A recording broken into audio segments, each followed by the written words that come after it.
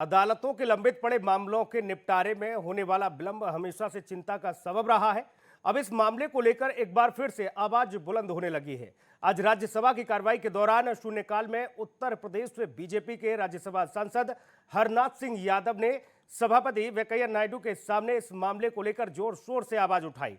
प्रयागराज के एक मामले का उदाहरण पेश करते हुए न्याय प्रक्रिया में होने वाली देरी को लेकर हरनाथ सिंह यादव ने कानून बनाने की मांग की।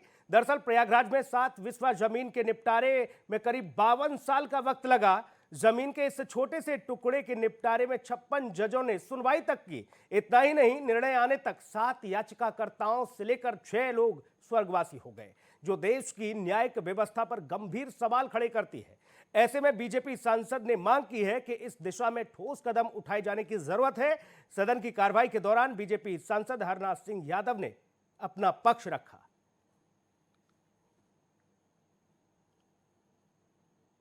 पति जी, हमारे देश की एक मस्तिष्क को हिला देने वाले एक मुकदमे की ओर सदन और सरकार का ध्यान आकर्षित करना चाहता हूँ। माने प्रयागराज जनपद का एक गांव है नैनी चक्का।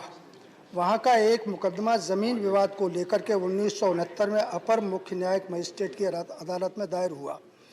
उस विवाद का अंतिम निर्णय अभी 1 माह पूर्व 2022 में आया है। मानव 7 विस्वा जमीन के विवाद निपटारे में 52 साल लगे। 56 जजों ने सुनवाई किया और निर्णय आने से पहले 7 याचिकाओं में से 6 स्वर्गवासी हो गए।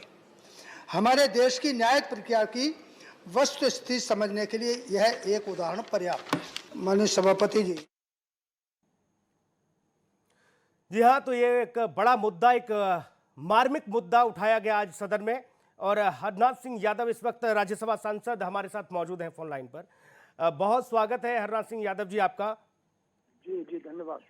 आज आपने जो मुद्दा उठाया वो बहुत ही ज्यादा संवेदनशील मुद्दा है और मुझे लगता है कि जो विषय आप लेकर आए सभापति महोदय के संज्ञान में, इससे पहले शायद किसी ने इस ओर ध्यान दिया हो, और दिया भी हो तो मामले को बड़े हल्के में लेकर छोड़ दिया हो। लेकिन आपने बताया कि 7 गवाहों में से 6 तो स्वर्गवासी हो गए भाई। 52 साल लग गए जमीन के छोटे से टुकड़े को लेकर। 56 जज सुनवाई करते हैं। ये एक बड़ी व्यवस्था है और यही वजह है हरनाथ सिंह यादव जी, जो आम आदमी अदालत के दरवाजे पर जाने से पहले वो घर की ओर चल देता है। बोले ना, अदालत नहीं जाऊंगा भैया, पता लगा कितनी पीढ़ियां निकल गई केस लड़ते लड़ते। आज आपने बहुत अच्छा मुद्दा उठाया। आप पहले तो इसके लिए साधुवाद के पात्र हैं। चलिए, बहुत बहुत धन्यवाद जी। मैं समझूंगा इस पूरे मामले को। इसको लेकर आप और किस तरह की पहल करने वाले हैं? आपने हालांकि देश की सबसे बड़ी पंचायत में ये मुद्दा उठाया।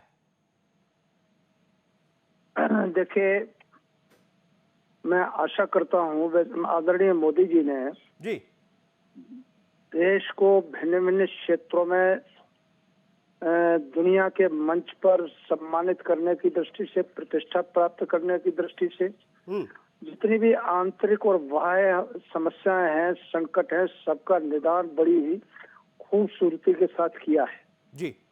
और मैं आशा ये करता हूँ, विश्वास ये करता हूँ कि माननीय प्रधानमंत्री जी इस न्यायपालिका क्षेत्र में एक प्रकार से, मेरी अपनी निजी जो राय है वो है कि एक तरीके से बड़ी सड़ांध सी पैदा हो गई है जी। और मुझे विश्वास है कि माननीय प्रधानमंत्री जी इस दिशा में निश्चित तौर से कोई बड़ा कदम उठाएंगे और न्याय क्षेत्र में जो लोग काम कर रहे हैं, चाहे वो न्यायाधीश होंगे, चाहे अधिवक्ता होंगे या अन्य विधिवेत्ता होंगे, उन सबके साथ मिलकर के एक दीर्घगामी रणनीति तैयार करनी चाहिए, ऐसा मेरा सोच है।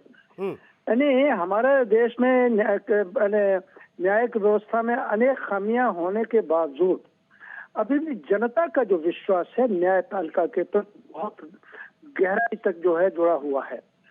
तो ये विश्वास हमारा बना रहे न्यायपालिका के प्रति, इसके लिए जरूरत है कि इसमें यदि कोई कठोर और कड़े नियम क्या नाम है फैसले भी लेने पड़ते हैं तो वो लेना चाहिए, ऐसा मेरा अपना दृष्टिकोण है।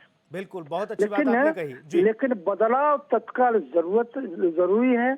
यदि न्यायपालिका पर से भी विश्वास हमारा कम हो गया देशवासियों का, तो हमें अनेक प्रकार के संकटों का सामना करना पड़ सकता है। तो आपने इस पूरे मामले को लेकर के कानून बनाने की एक अलग से इसके लिए व्यवस्था बनाने की बात कही है हरनाथ जी। चलिए, बहुत शुक्रिया, आप हमारे साथ जुड़े, आपने अपनी बात रखी, बहुत धन्यवाद। तो एक बड़ा मामला आज राज्यसभा में उठाया गया। इस दरमियान सभापति वेंकैया नायडू के सामने भारतीय जनता पार्टी के सांसद ने एक बड़ा मुद्दा रखा और इस पर विचार करने की बात कही गई।